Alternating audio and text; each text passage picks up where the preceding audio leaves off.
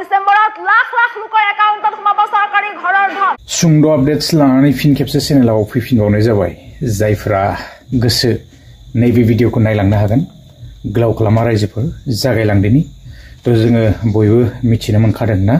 थ' दिनैहाय फैयै फैयै 9 तारिख मोनफैबाय डिसेम्बर दाननि। थ' जोङो दिनैनि दिनावहाय गोबांथार बेनिफिसियारिनि एकाउन्टआवहाय बेबायदिनो जोङो रांफोर क्रेडिट जागोन होननानै मिथिनो मोनदों।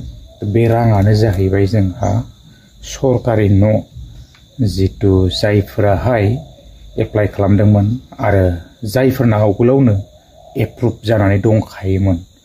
थ' बिथांमोना दिनैहाय मोननो थांगासिनो दङ।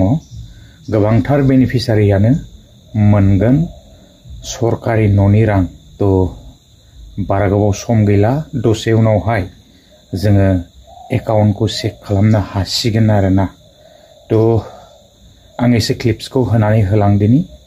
जोङो गोबांथार निउसफोर ओंखारबोबाय थानाय नुनो मोनखादों। बारा गोलाव खालामा, आङो क्लिप्सखौ होलांनानै बेसेखिनियावनो भिडिअखौ फोजोबथ'नाय जाबाय। गोजोन्थों, बाय। 9 ডিসেম্বৰত লাখ লাখ লোকৰ একাউণ্টত সোমাব চৰকাৰী ঘৰৰ ধন।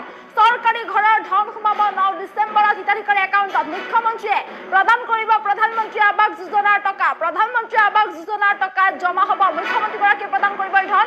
নতুনকৈ ৩৭,৪১৫টা প্ৰধানমন্ত্ৰী আৱাস যোজনাৰ অধীনত গ্ৰামীণ ঘৰৰ আবণ্টন কৰা হৈছে। 9 ডিসেম্বৰত নতুনকৈ ১২,০০০ ঘৰ আবণ্টনৰ সিদ্ধান্ত গ্ৰহণ কৰা হৈছে। পূৰ্বে এপ্ৰুভ হৈ থকা ৩,৭০,০০০ পৰিয়ালক 9 ডিসেম্বৰত দিয়া হ'ব পকী ঘৰৰ ধন। বকৰ পৰা মুখ্যমন্ত্ৰী আৰু মন্ত্ৰী ৰঞ্জিত দাসে প্ৰথম কিস্তিৰ ধন অনলাইনৰ যোগেদি একাউণ্টত প্ৰদান কৰিব।